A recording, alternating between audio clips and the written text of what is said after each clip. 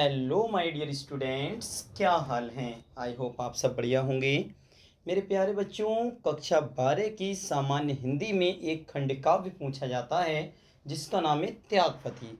बेटा, हर बार board exam में आपके इस खंडकाव्य से संबंधित प्रश्न अवश्य पूछे जाते हैं, जो कि बहुत ही सिंपल है पर आप लोग बोर्ड एग्जाम में छोड़ देते हैं। तो चलिए, आज हम इसी का अध्ययन करेंगे, एक कहानी की तरह से पढ़ेंगे और एक ही बार में याद करने की कोशिश करेंगे। देखें मेरे प्यारे बच्चों, सबसे पहले इसके प्रश्न कैसे आते हैं आप ये समझें। तो बेटा, पहला प्रश्न है, खंडकाव्य की प्रमुख घटनाओं को अपने शब्दों में लिखिए। त्यागपति खंडकाव्य की इस प्रकार से आ सकता है, वरना त्यागपति खंडकाव्य की कथा वस्तु का उल्लेख कीजिए, त्यागपति खंडकाव्य की कथा सार या कथा वस्तु लिखिए। या बेटा, इसके अलावा अनेक प्रकार से इन प्रश्नों को पूछा जाता है, जैसे त्यागपति खंडकाव्य की कथा वस्तु संक्षेप में अपने शब्दों में लिखिए, कथा वस्तु त्यागपति की समीक्षा संक्षेप में लिखिए, त्यागपति में वर्णित भारत की राजनीतिक उथल पुथल का उल्लेख कीजिए। या बेटा, अन्य नाम से भी या अन्य प्रकार से भी ये आ सकता है, जैसे त्यागपति खंडकाव्य की प्रमुख घटनाओं का क्रमबद्ध वर्णन कीजिए, या त्यागपति के प्रथम 3 सर्गों के आधार पर सम्राट हर्षवर्धन के जीवन की कहानी लिखिए। त्यागपति खंडकाव्य के प्रथम 3 सर्गों के घटनाओं को अपने शब्दों में लिखिए। बेटा, जैसे यहाँ पर एक जिक्र किया गया है प्रथम 3 सर्गों को, या सम्राट या 3 सर्गों के सम्राट हर्षवर्धन, प्रथम 3 सर्गों में हर्षवर्धन का। तो बेटा, इस कहानी में या इस खंडकाव्य में जो टोटल सर्ग हैं वो हैं बेटा 5 सर्ग। इन पांचों सर्गों में से आपको कोई एक सर्ग आ सकता है, 2 आ सकते हैं, या 3, कुछ भी आ सकता है बेटा लिखने के लिए। तो चलिए शुरू करते हैं। उत्तर है बेटा, प्रसिद्ध साहित्यकार, इसमें टोटल 5 सर्ग हैं मेरे प्यारे बच्चों, कोई सा भी सर्ग आ सकता है, मैं आपको पांचों पढ़ाऊंगा। प्रसिद्ध साहित्यकार रामेश्वर शुक्ल अंचल द्वारा रचित त्यागपति खंडकाव्य एक ऐतिहासिक काव्य है जिसमें 6ठी शताब्दी के प्रसिद्ध सम्राट हर्षवर्धन का त्याग, तप और सात्विकता का वर्णन किया गया है। किस शताब्दी के थे बेटा? 6ठी शताब्दी के। कौन थे? प्रसिद्ध सम्राट थे हर्षवर्धन, उनके विषय में बताया गया है इस त्यागपति में।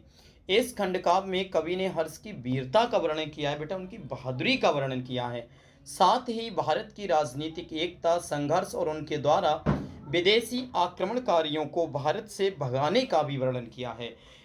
क्या कहते हैं बेटा, हर्षवर्धन जी ने कैसे त्याग किया, तप किया, हमारे देश को बचाया, या संघर्ष किया, आक्रमणकारियों को भेजा विदेश, उसके सबके विषय में इस प्रमुख खंडकाव्य में बताया गया है। सबसे पहले हम शुरू करेंगे बेटा सर्ग प्रथम। कौन सा सर्ग करेंगे बेटा? प्रथम सर्ग। याद रखें, ध्यान से देखेंगे। प्रथम सर्ग को हम जरा ध्यान से समझें, क्योंकि बेटा कोई भी सर्ग आ सकता है, ये बात आप ध्यान रखना। पहला सर्ग क्या है, ध्यान से कहानी की तरह याद करेंगे बेटा। राजकुमार हर्षवर्धन वन में शिकार खेलने में व्यस्त हैं। कौन बेटा? राजकुमार हर्षवर्धन, जिसका ये खंडकाव्य है, जिनके आधार पर ये खंडकाव्य है। तभी उन्हें पिता के रोगग्रस्त होने का समाचार मिला। बेटा, जो हर्षवर्धन थे वो जंगल में या वन में शिकार खेलने में व्यस्त थे, तब तक उन्हें समाचार मिलता है कि उनके पिताजी जो हैं वो बीमार हैं। ठीक है, वो तुरंत लौट आए, कुमार तुरंत लौट आए, मतलब हर्षवर्धन तुरंत लौट आए, और पिता को रोग मुक्त करने के लिए वे बहुत उपचार करवाते रहे। जैसे उन्हें पता बेटा, वो लौट आए शिकार से और अपने पिताजी के इलाज काफ़ी करवाते रहे कि उनके पिताजी ठीक हो जाएं, परंतु असफल रहते हैं, लेकिन उनके पिताजी ठीक नहीं होते हैं। उनके बड़े भाई जो राज्यवर्धन थे, उत्तरापद पर हूणों से युद्ध करने में लगे हुए थे। बेटा, उनके बड़े भाई कौन से थे? राज्यवर्धन। कौन थे? राज्यवर्धन, याद रखना। किससे शिकार कर रहे थे? हूणों से युद्ध करने में लगे हुए थे उनके बड़े भाई राज्यवर्धन। किसके? हर्षवर्धन के।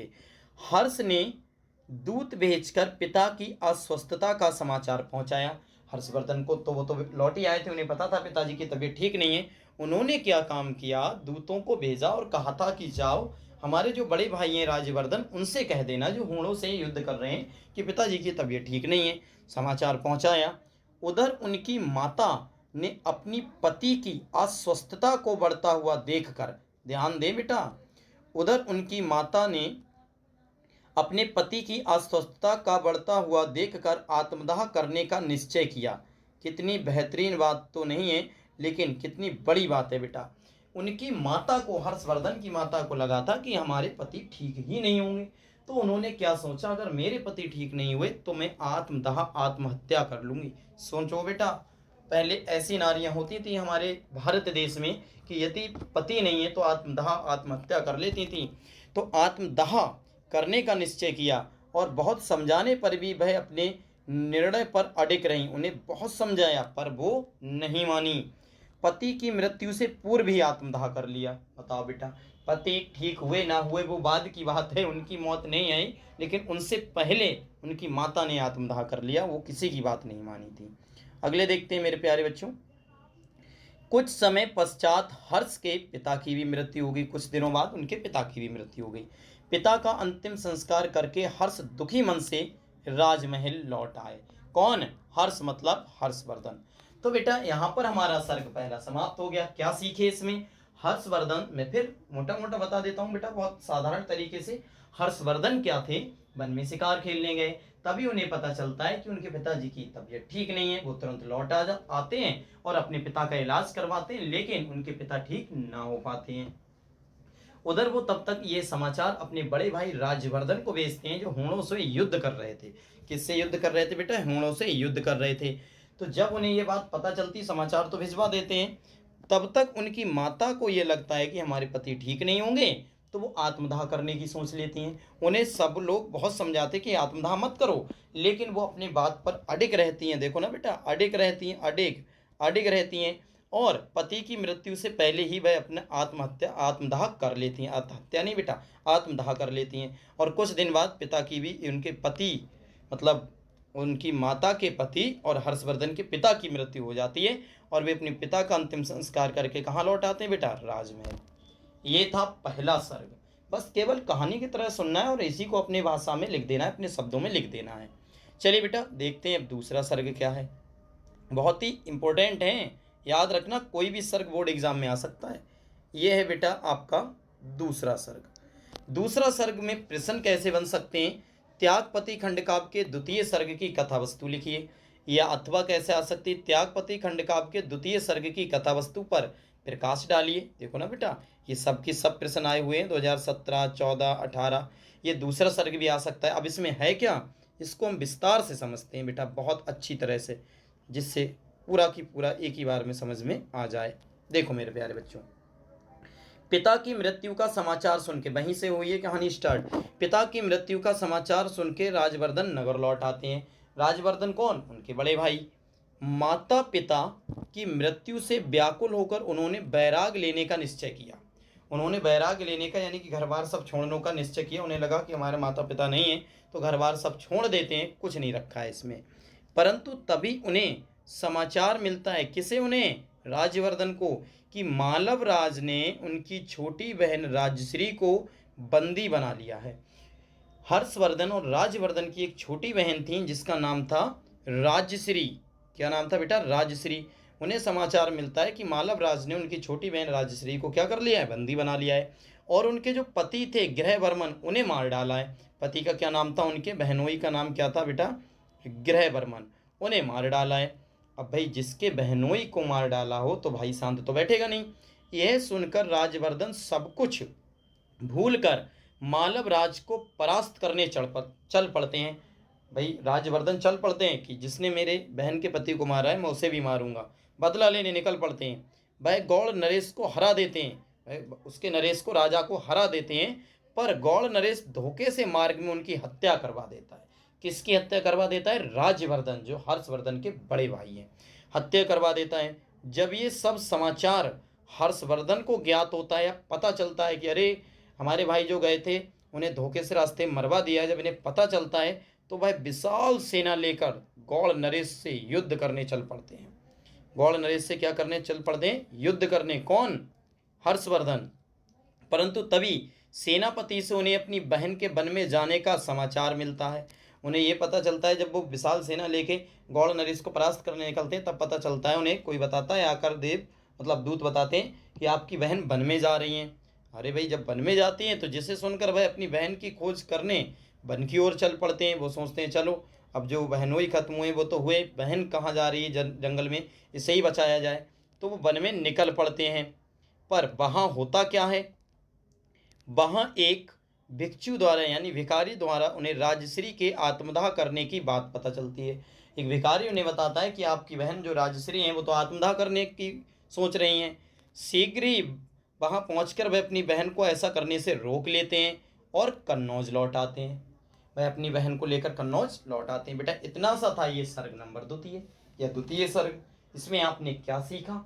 इसमें क्या सीखा था कि जब वह पहले सर्ग में कहाँ पर समाप्त हुआ था कि वह अपने माता पिता की जो थी पिताजी का दाह संस्कार करके वापस लौट आते हैं।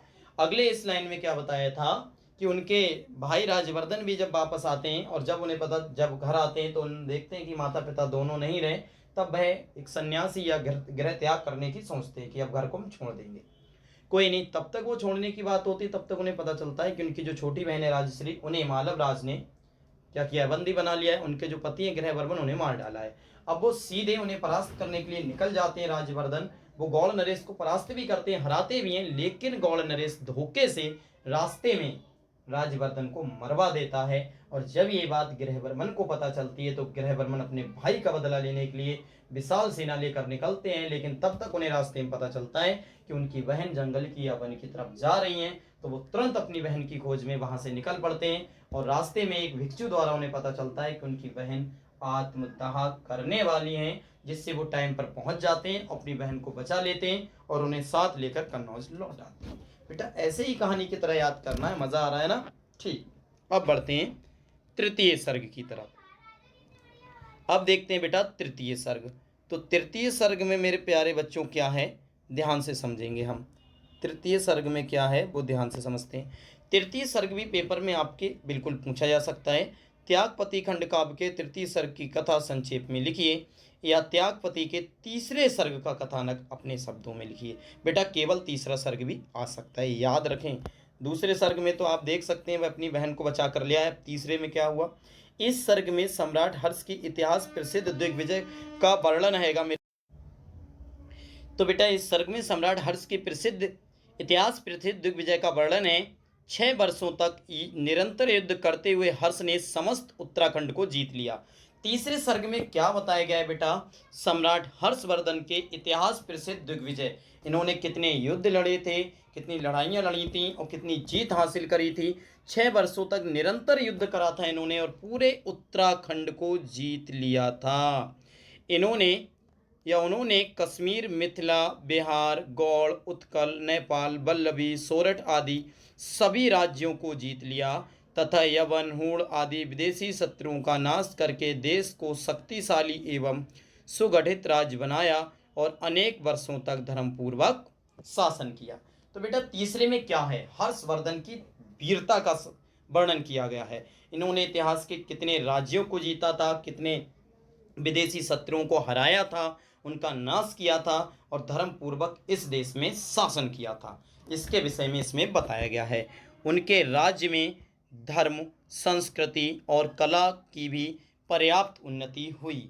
उन्होंने कन्नौज को ही अपने विशाल साम्राज्य की राजधानी बनाया। तो बेटा ये सर्ग समझाने की ज़रूरत नहीं है। उन्होंने इतिहास में कितनी विजय हासिल की, कितने राज्यों को जीता था, धर्मपूर्वक शासन किया था और उन्होंने कन्नौज को ही अपने विशाल साम्राज्य की क्या बनाया? राजधानी। तो बेटा इनकी विजय का प्रतीक सर्ग नंबर तीसरे में मिलता है। तो चलिए अब देखते हैं बेटा चतुर्थ सर्ग। कौन सा सर्ग मेरे प्यारे बच्चों? चतुर्थ सर्ग यानी कि चौथा सर्ग। आप देख सकते हैं कितना इंपॉर्टेंट है। 18 2014, 16 18 14, 2020 16 कितनी बार आया हुआ है बेटा। क्या प्रश्न आएगा? त्यागपति खंड काव्य के चतुर्थ अंक की कथा अपने शब्दों में लिखिए या त्यागपति खंड काव्य के चतुर्थ सर्ग का कथा वस्तु लिखिए। तो बेटा देखते हैं चतुर्थ सर्ग में हमें दे क्या रखा है। छोटा सा सर्ग है, आसानी से याद हो जाएंगे सभी। इस सर्ग में राजश्री हर्ष और आचार्य दिवाकर के वार्तालाप का वर्णन है। देखो बेटा कितना अच्छा, बस तुम्हें यही ध्यान रखना है चौथे में क्या है, तीसरे सर्ग में क्या है, किस किस का वर्णन है। राजश्री, हर्षवर्धन और आचार्य दिवाकर के वार्तालाप का वर्णन किया गया है। इनमें बातें जो हुई हैं। यद्यपि राजश्री अपने भाई के साथ कन्नौज के राज्य की संयुक्त रूप से शासका थी। वैसे तो जो राजश्री थी अपने भाई हर्षवर्धन के साथ कन्नौज राज्य की जो है संयुक्त रूप से शासका थी, मतलब शासन कर रही थी, परंतु मन में तथागत की उपासका थी। वह भिक्षुड़ी बनना चाहती थी। भिक्षुड़ी मतलब जो भीख मांगकर खाते हैं। वो बनना चाह रही थी। देख रहे हैं बेटा, ये है हमारे भारत इतिहास की, ये भारत की नारी जो सब कुछ राज होते हुए भी भिक्षुणी बनना चाह रही हैं, परंतु हर्ष इसके लिए तैयार नहीं थे। हर्ष उनके भाई, भाई हर्ष मतलब हर्षवर्धन, जिसकी बहन एक भिक्षुणी बनना चाह रही है जबकि वो स्वयं राजा हो, तो वो इनके लिए तैयार कैसे हो सकते हैं। बाद में आचार्य दिवाकर ने राजश्री को मानव कल्याण में लगने का उपदेश दिया। आचार्य दिवाकर ने कहा, आप भिक्षुणी ना बने, इससे बेहतर है आप मानव कल्याण में लग जाएं। राजश्री ने उनके उपदेशों का पालन किया और वह मानव सेवा में लग गई। इतना छोटा सा था बेटा चतुर्थ सर्ग, मतलब सर्ग नंबर 4। राजश्री क्या थी बेटा, इस सर्ग में क्या बताया गया, राजश्री हर्षवर्धन और आचार्य दिवाकर के वार्तालाप का वर्णन किया गया है। और जो राजश्री थी अपने भाई के साथ कन्नौज में शासका थी या शासन कर रही थी, परंतु उनके मन में भिक्षुणी बनने की चाह थी। अब इसके लिए उनके भाई इजाज़त नहीं दे रहे थे, लेकिन आचार्य दिवाकर ने कहा तुम मानव सेवा में लग जाओ। जिनका उपदेश वो मानती हैं और मानव सेवा में लग जाती हैं। ना छोटा सा तो है बेटा सर्ग नंबर 4। चलिए अब देखते हैं पंचम सर्ग, जो अपने आप में सबसे ज़्यादा मोस्ट इम्पोर्टेंट होने वाला है मेरे प्यारे बच्चों। सर्ग नंबर 5 आप देख ही सकते हैं कितने वर्ष आया है। देखो 2017, 15, 14, 13, 20, 18, 20, 19, 18, 17, 16, 15। और प्रश्न क्या आए हैं, त्यागपति के 5वें पंचम सर्ग कथा अपने शब्दों में लिखिए। त्यागपति खंड का आपके पंचम सर्ग की कथा लिखिए। त्यागपति के अंतिम सर्ग को अपने शब्दों में लिखिए। बेटा 5 ही सर्ग हैं तो अंतिम सर्ग भी 5वें ही सर्ग को कहेंगे। सबसे ज़्यादा इंपॉर्टेंट है, देखते हैं इसमें आपको क्या मिलता है या आप क्या सीखते हैं इस सर्ग से। देखिए मेरे प्यारे बच्चों, इस सर्ग में हर्ष के त्यागी और व्रती जीवन का वर्णन किया गया है। इस सर्ग में क्या बताया गया है कि हर्षवर्धन कितने बड़े त्यागी हैं, व्रती मतलब जो ठान लिया वो ठान लिया, वर्णन किया है। हर्ष ने प्रयाग में त्याग व्रत का महोत्सव बनाने का निश्चय किया। ध्यान रखे बेटा, त्याग व्रत का महोत्सव मतलब मेला त्योहार। इतने बड़े त्यागी थे कि त्याग व्रत का महोत्सव मनाने का निश्चय किया। और कहाँ, प्रयाग में, इलाहाबाद में, प्रयाग में निश्चय किया।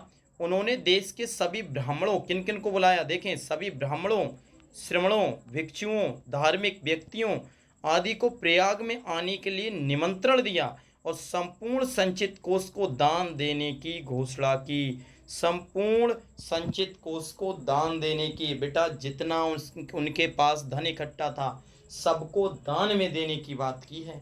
ऐसा कोई हो सकता है बताओ। आज के टाइम पर इसमें रुपये, 1 रुपये तक ना दे, वो तो जितना इकट्ठा था सब देने की बात की है। बेटा ऐसे राजा अपने भारत में रहे, इसीलिए उनका नाम आज किताबों में हम उनके विषय में पढ़ रहे हैं। ठीक है बेटा, सब कुछ दान देने की बात की गई है।